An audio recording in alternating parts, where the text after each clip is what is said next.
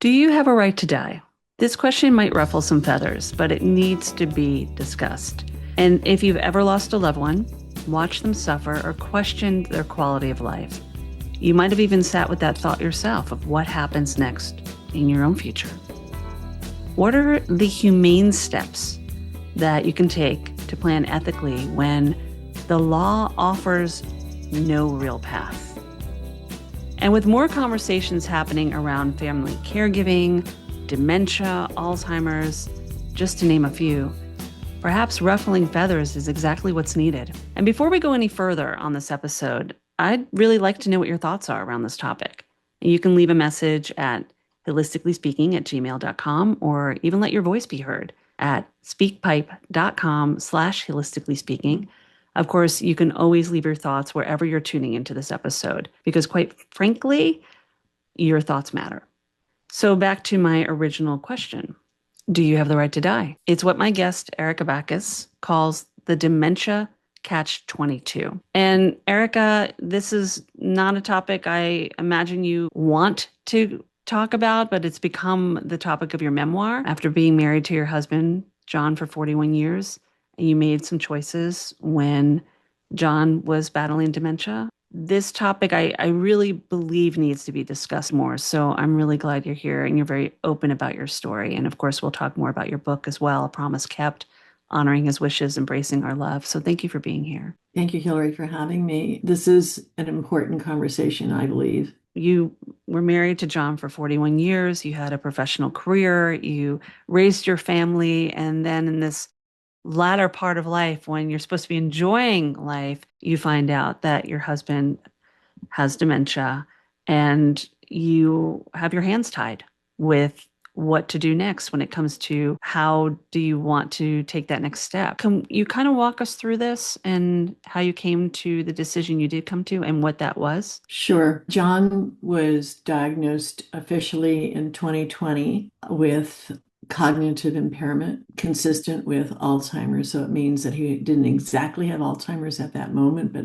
that's where it was headed. And I knew in 2017 that there was something wrong with him, that he wasn't quite right. He was forgetting things that he shouldn't have forgotten. We let it sit for till 2020 when we finally went to seek help at UCSF in San Francisco. When he was diagnosed, he asked the neurology team two questions. One, can I still drink alcohol? And two, how long before I'm a vegetable? And the doctor's answer was, yes, you can still drink alcohol. It's never good for you, but I'm not going to tell you you can't have it now. And secondly, average before you turn into a vegetable is 5 to 6 years from diagnosis. The reason John asked that question, which I knew instantly by sitting there, I knew exactly what he was thinking. John did not want to live in a vegetative state. And with Alzheimer's, that's where you're going. There is no hope for cure with Alzheimer's. There's no hope for getting better. There's no hope for it staying stable. We had both talked about it all throughout our marriage. What would we do if one of us got Alzheimer's? And the reason is my mother had early onset. And, I would talk to him about what it was like. I did not want to be afflicted like she was afflicted. It's a very painful, sad ending to one's life. John was such a believer in I've got to be me. And he said, if I don't have my brain, I am not a person. If I don't have my brain, I don't want to be here. So we went home and he immediately started talking to me about, I want to die. I do not want to live with this. We had no options at the time. He wanted to talk about suicide. And we went through all kinds of different suicidal options. He originally thought we could just get some pills and he could take an overdose and go to sleep. And the question is, well, where do you get the pills? You can't legally get enough in a dosage to manage to do that. We discussed it very thoroughly in the midst of my feeling like, what is going on here? What a bizarre conversation having with my husband. It just didn't seem like there was any 100% sure way of doing it, because you didn't want to do something and then have it live and have it be worse. So we sort of let it be for a couple of years until I was seeing a therapist. one day she said to me, you know, there's a book I heard about that's good for people with Alzheimer's, and it's also good for caretakers, and it's called In Love by Amy Bloom. Amy Bloom's a famous novelist. She took her husband to Switzerland, where he participated in accompanied suicide. And her book is pretty much what I would call a how-to manual, not a lot of emotional description about what she went through and not a lot of backstory to her life or anything like that. The thing that people don't understand is why can't you die in the United States? There are 11 states plus DC, the District of Columbia, where it is legal to have an end of life option where you can die on your own terms according to the law. And this is the law. You have to have a doctor swear an oath that you will die within 6 months, and you have to have mental capacity, meaning you have to have the ability to know what you're doing and you're not influenced by anybody else, and that this is your choice. Here's the catch-22. First of all, with dementia, nobody can predict how long you're going to live. My husband was healthy as a horse. He could have lived 20 more years. He was 77 when he died. So nobody can predict when you're going to die. And if you were to get to 6 months before you died, you with dementia, any neurodegenerative disease, there's no way that you would have mental capacity. So that precludes anyone with a neurodegenerative disease to participate in the End of Life Option Act that is legal for people with cancer and other diseases where you suffer. When I found this book and found Switzerland, I thought to myself, this is it. This is what we've been looking for. Yeah. And you found Switzerland, just so folks know, this is a country that does openly aid in end of life with family by the side, without the restrictions of 6 months or where it's not happening. The person needs to make the decision prior, but it seems like there are a lot of laws in our country that are putting parameters around it. The thing with Switzerland is it's legal to participate in accompanied suicide with dementia. You don't have to be terminal, but you still have to have mental capacity. And they have a lot of rules and regulations. Yeah. It took me basically 7 months to do all the documentation and get all the tests done in the medical history. To get approval, you have to get you get a preliminary approval that says you can come to Switzerland. And then when you get to Switzerland, you have 2 psychiatric exams there to prove that you have mental capacity. The thing about it is that you know it's going to be a premature death. In other words, my husband could have lived much longer. Yeah. The big pressure, the big trauma, or one of them, was what is my window of opportunity? How far can I push his life and still allow for him to have mental capacity? It was going to have to be my decision because he would not have been able to make that choice on his own. He couldn't figure that out on himself. He told me that that I would have to be the one to do that. So he had to be cognitively aware that this was the choice. But once you arrived in Switzerland, was he still Oh, right? he has to be. So why is it your choice if he, I think that's why I'm just trying to understand that. Choosing the date was my choice. Mm. And he told me I would have to choose the date because he wasn't capable of doing that. That's much too complicated of a mental task to do. I mean, choosing his clothes to put in a suitcase was too difficult. Yeah. But he still knew that he was going there to die. He still knew it was his choice. He knew why he wanted to die, and he knew how it was going to occur. But no, he could not have figured out the logistics to choose the right date. Sure. And he had said to me, as I said before, ahead of time, Erica, you're going to have to be the one to choose the date. And that was a terrific responsibility. Now you're a mother and a grandparent and you have family around you. How was the air around that? What was the thought with everybody that was involved? We didn't involve anyone to start. At first, people didn't know he had Alzheimer's. Mhm. And then when it became obvious, then we had to tell our children and our extended family. And our friends sort of figured it out, Yeah. we know what's wrong with John. And we finally told them. When we made this choice, the end of 2022, we decided that we would not tell anyone what our choice was for a couple of reasons. One, you have to get approved. And it was my belief that I didn't want to let the family know that John was going to participate in this form of death. If it wasn't going to happen, I thought, how can you do that to somebody and then say, oh, by the way, we're not doing it? So we pushed that off as far as we could. Mhm.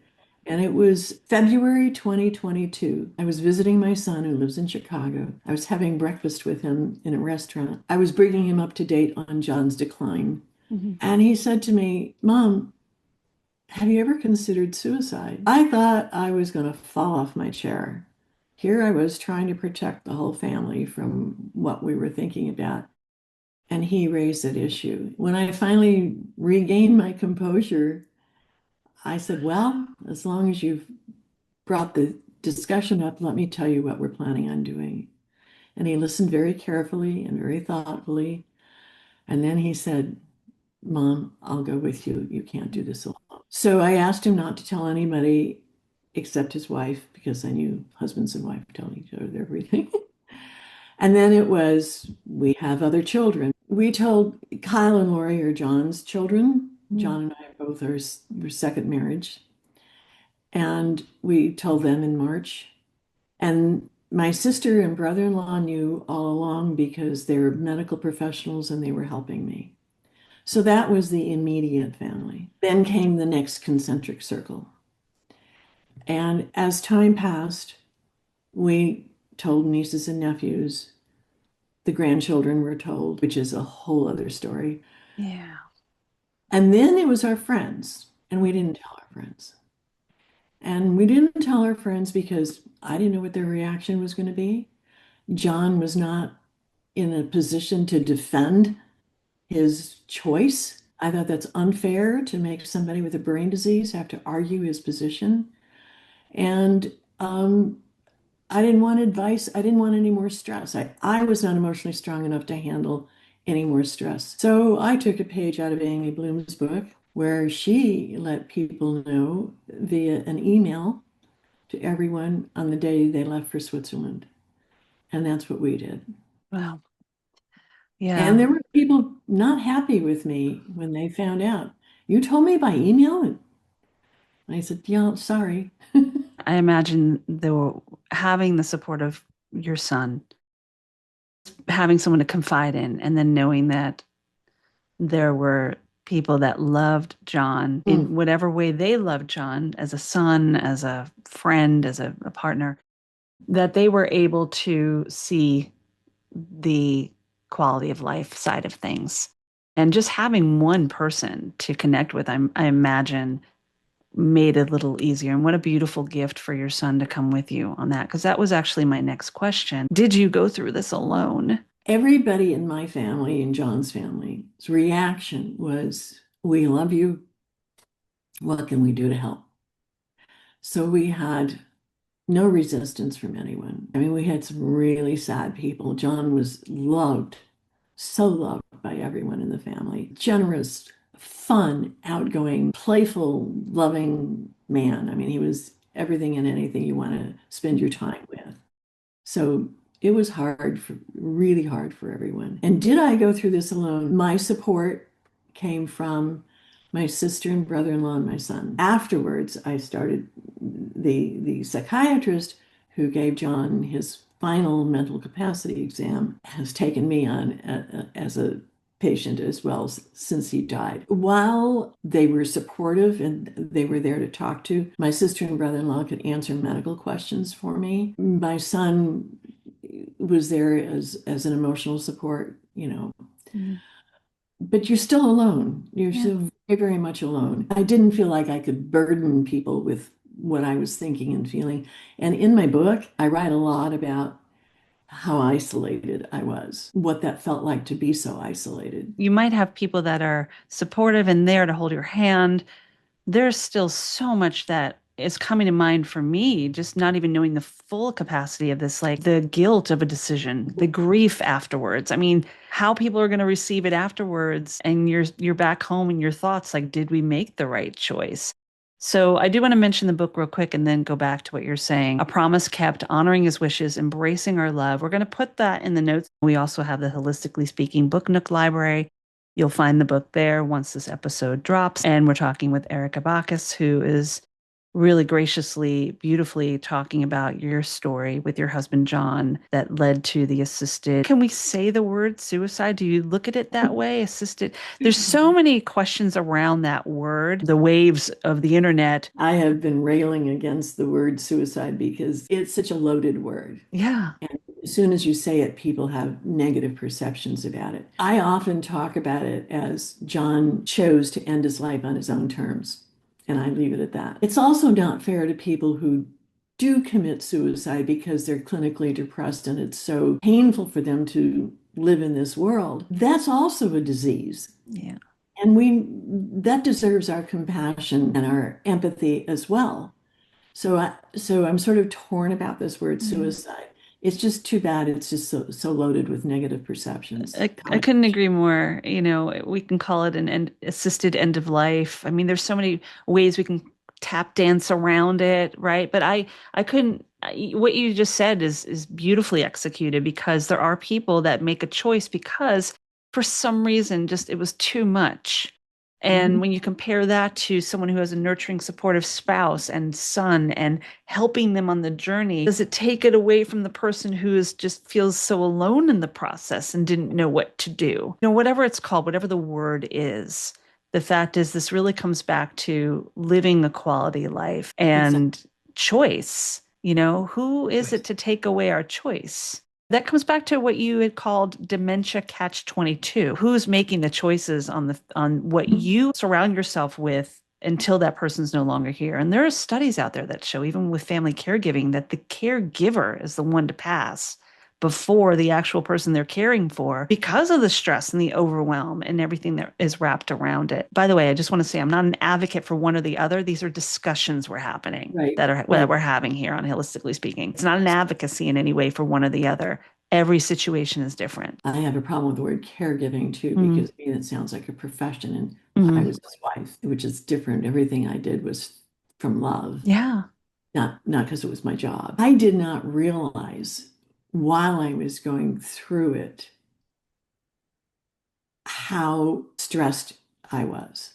It wasn't until afterwards, when I completely fell apart, that I realized how traumatized I had been. I started writing the book soon after he died as a way to ground myself in reality, because when I came home from Switzerland, I thought I had murdered my husband. I thought in some way that I had brainwashed him into thinking that I wanted him to die, which of course had no bearing in reality whatsoever. And it took me to go back into some journals and for me to think about the things that he said to me. And I collected all that while I was writing the book, and it helped me get centered again into the real world. When I talk about being isolated, like the only thing that would come out of my mouth was Alzheimer's.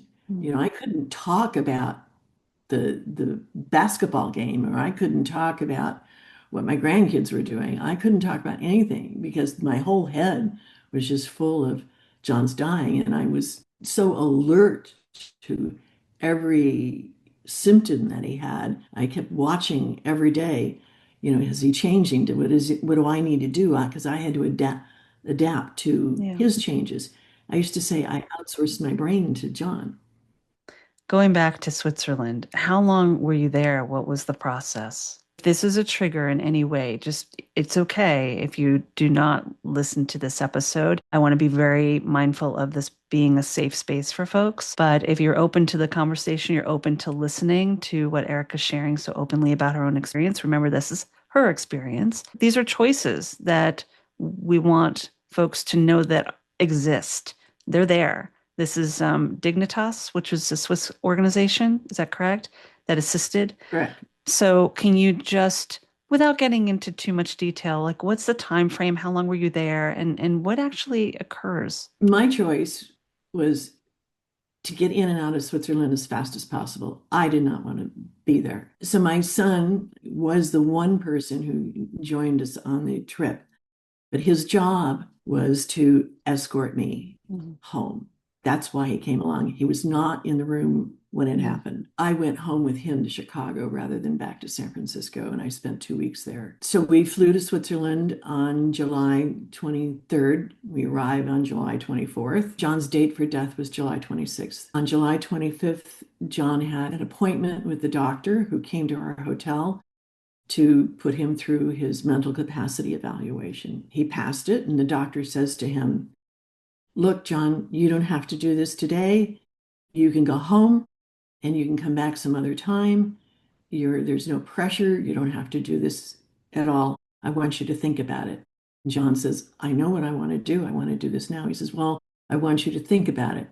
I'll come back tomorrow morning around breakfast time and we'll have another conversation." The next morning, the doctor comes, sits down at the breakfast table and says, "John, I told you I was going to come back today. And how do you feel about participating in the assisted suicide today?" And John says, "I told you this is what I want to do." I was so nervous because you're not allowed to say, "I don't want to be a burden," because that means you're being influenced by someone from the outside.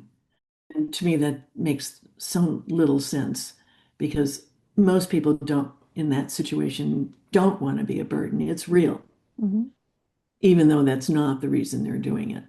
But anyhow, he didn't say it. So the doctor said, "All right, your car is going to be here in an hour and it will take you to the house." And he said, "I wish you a peaceful journey." We get to this house, and there's two ladies there who work for Dignitas. They are not doctors, they're not nurses, but they manage the process. John had to take an antiemetic drug, which is something that stops you from having nausea Mhm. from another medication, and that takes half an hour to work. So John took the antiemetic, and then we sat there for half an hour. And at one point, the lady says, "I'm calling the police and they'll be here in about 5 minutes." And I'm going, "What? Why are we calling the police?" And she said, "They just need to come and look at his passport to make sure he is John. That's Wow. the right person." In Swiss efficiency, the police come, they say, who am I talking to?" John says, "Me," and hands him over his passport. He looks at it, looks at John, and turns around and he leaves. The lady says, "John, the half an hour is up. You can choose to do it now, or we can wait a little bit. You don't have to rush right now." She had asked us, which do we want to sit in the chair, the hospital bed, or what? And I said, "I want to be in bed with John. I want to be in his arms." And he said, looks at me and he says, "Well, let's get into bed." She had a lap full of Swiss chocolates. And she had said to John, "The medicine you're about to drink is very bitter. You might want to have one of these chocolates." He looks at me and he said, "Should we do it now?" And I shrugged my shoulders. For months afterwards, I would think, what was I doing? How do you just shrug your shoulders? That was the time that he chose to drink the medicine. He took one sip and he says, "Oh my God, this is the worst thing I've ever tasted in my life. This is the last thing I'm going to taste before I die." And he was laughing. He said, "I told you I have Swiss chocolates here." He reached over and he took a handful of chocolates and stuffed it in his mouth. And then he drank the drink. Mm. And when we spooned, and he went to sleep. And one important thing I want to say is about when I was so upset about why did I shrug my shoulders? Why did I not say, "I love you"? Why didn't I not say, "Let's talk for a few minutes"? The therapist who I see when I have talked to him about this has said to me, "Erica, it wasn't your choice." That was one of the most important things anybody's ever said to me. He said, "You were not in control." So, what I'd like for people to understand is while I did the work and while I orchestrated the entire thing. It was John's choice. All throughout the 2 years when we knew what we were going to be doing, he would say to me, "Is this okay, Erica? Are you okay with this?" And I always answered the same way. John, this is your life. This is your choice. I can't tell you what to do. Mm. So he knew he had my support. And I knew that if I had said, please don't do it, he wouldn't have done it. And then I would have had to live with knowing that he was living a life that he did not want For someone else. for someone else. Yeah. So it was his choice. So it's been some time, and healing is a lifelong process. And you've taken this time, you've written this beautiful book, A Promise Kept, Honoring His Wishes, Embracing Our Love. What is you're hoping this book will be for others? I decided that if I was going to write this book, in order for people to understand this decision and how you make this decision, they needed to know my husband and they needed to know me. And so you have a full life described in this book. It starts with the day I met him, and it starts with our romance, and it goes back and forth between his illness and death and our married life. What people can take away from this book is a full understanding, if you're going to make a decision like this, of what it feels like and what are the things that you should watch out for when you, if and when you were to go through this. And on the other hand, if this isn't something that you are bound to do anyhow, it's a really good love story. That's what I think I love the most, is that I feel like I'm getting to know John. Just hearing Erica's perspective, which is beautiful, like coming from the point of the spouse who's going through the journey, I can only imagine. But who knows if who's going to be there or not? Who knows, listening to this podcast, if you are not going to be in this position? You need to have these conversations, whether it's dementia, Alzheimer's, family caregiving, whatnot. You and I had spoken about this before we even press record here about, we can't just be like, it all works out, because down the line, maybe it does all work out, but have the conversation so it's not more difficult to make a decision down the line. It's very hard to talk about it. Our culture, our Western culture here doesn't want to talk about death and dying.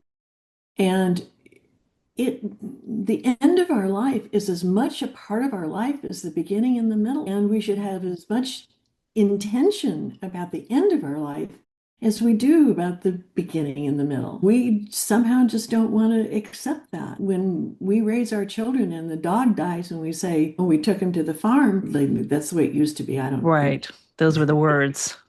I don't think it's that way anymore. Yeah. But I mean, we don't address these issues. So my oldest grandson is now 21. He was extremely close to my husband. He and I have discussed grief many, many times over the telephone.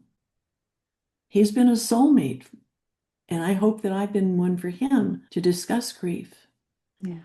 And I think, aside from the fact that we've comforted each other, I'm really proud of the fact that he has matured enough to recognize that this is something that we go through and we should talk about.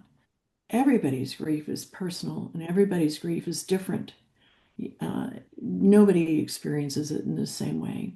Absolutely not. I know there's talk of the stages of grief, and I understand that working in the field that I work in, but even in the stages, it's different for every person, and we cannot equate it the same. So it's honoring each person's ability to process it. I'm going to ask you a question, and I imagine you might have been asked this before. Is this something that, if you were in the same position as John, would be your own wishes?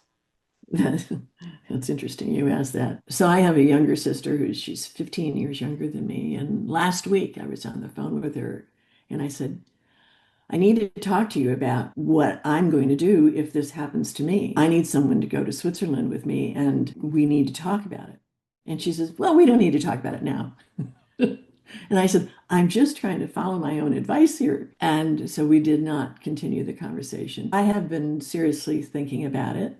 And I've also talked it over with my therapist that if that were to happen to me, I would absolutely choose to go to Switzerland. The exact same reasons that John did. This is a heavy conversation. And to all those who are still with us and tuning in, thank you for staying here and just honoring Erica's story and John's story. And maybe this is a story you've heard of before. Maybe you have been through this. Imagine there are more people, especially who live in our country, in the US, that are making different choices because choice is powerful and we deserve to have agency when it comes to our own lives. The name of the book is A Promise Kept, Honoring His Wishes, Embracing Our Love, with my guest, Erica Baccus. Thank you so much for everything and being so open about it. And I could tell that this is still, this is a topic that I imagine through the course of your entire life is always going to hit the heartstrings. This was the love of your life. And so happy to know that you're honoring John in the book by sharing the love story that existed. And look, marriage isn't always a love story. I'm sure there's ups and downs. Is there a little of that in the book too? Oh, yes, I try to be very real about it. I mean, it's great if it is, but I mean, marriage is hard. I didn't want to turn him or us into saints. Right. So you get to look at our marriage as it was, and it's pretty, you see the flaws as well as the joy. Love that. Flaws as well as the joy. Part of Holistically Speaking is we follow what we call the hug it out way, which is in the healing that we're doing through our entire lives. There's always a little humor, a little understanding we have towards ourselves and who we are and how we show up in the world, and obviously gratitude for who we are. And I do a little game called the Brain Candy Game. It's a rapid fire. It's just basically, I'll say a word, you come back with the first word that comes to mind. I know you were a teacher, so this is this could be something that might have come up in your own classroom, but I'm just going to throw out a word that you might have said and come back and share with me the first word that comes to mind. Okay? Mm-hmm. Okay. Hope. Love. Protection. Safety. Marriage. Love. Life. Joy. Death. Sadness. Alzheimer's. Brutal. Caregiver. Profession. Joy. Happy. Grief. I've heard the expression that grief is simply having love with nowhere to put it. I can relate to that. Where did you put it? I'm trying to put it into gratitude. And when I go through periods of time that are particularly difficult, and it comes and goes, there is something I learned in my little bit of Buddhist meditation, which is that suffering comes from wanting the world to be different than it really is. You want something to change that can't change. Mm-hmm. When I'm in the mood of, I wish John were here, I wish John were here, I just stop myself and saying, he's not here. We were unlucky. He got a bad disease. He's not here. Now it's time to be grateful for the 41 years that you did have. And I'm grateful for my children and my grandchildren, all the blended family that we have. Mm-hmm. And the support that I have. So I have a lot to be grateful for. I'm 81 years old and I'm, knock on wood, healthy and active. So I try to take that grief and turn it into gratitude. And what is something that Erica is grateful for about herself? I'm grateful I found writing. I imagine there are a lot of people that are going to be grateful you found writing too. Thank you very much. I know that this is a sensitive topic and I am just so grateful that you're still here. You tuned into this conversation with Erica and myself. And let me just say that this might be a good opportunity to pick up a copy of Erica's book, A Promise Kept, Honoring His Wishes, Embracing Our Love. We're going to have that in the notes of the podcast and also on the Book Nook Library, where you'll find it there. And perhaps you know somebody else that could benefit from tuning into this conversation, could find some peace of mind and maybe just get some questions answered. Direct them here, let them listen, let them tune in, and leave a thoughtful response. If there's something you want to share more about this conversation, you can even drop me an email at HIListicallyspeaking@gmail.com. You can also share your voice at speakpipe.com/HIListicallyspeaking. If you have something to say, if you want us to expand on this conversation, put it in your voice, share it, and maybe it'll be a follow-up episode. Music for this episode and every episode is provided by Lipbone Redding. He wrote and created the beautiful music that you hear at the beginning and the end of the show, so I appreciate him every day. And thank you for being present and being kind to your mind and showing up week after week. Listen, choice is powerful, but it's more than just the time between the bookends that matters. It's having these difficult conversations with loved ones. It's being able to talk about things that we might not want to talk about and provide more understanding on how we want to spend our time here, right? And that means with the people we love, the conversations that we want to have and are difficult to have. Really, it's all about what's right for you. So maybe this is a moment to think about that and know that that's really part of the hug it out way. Remembering that there's always a little humor, as we shared here on the show. Erica graciously shared her humorous moments during the process. There's understanding that we have for who we are and how we show up in the world, and also the gratitude. You just can't get enough gratitude for yourself and for others. And on that note, know that I love you, I believe in you, and as always, I'm sending hugs your way. Be well.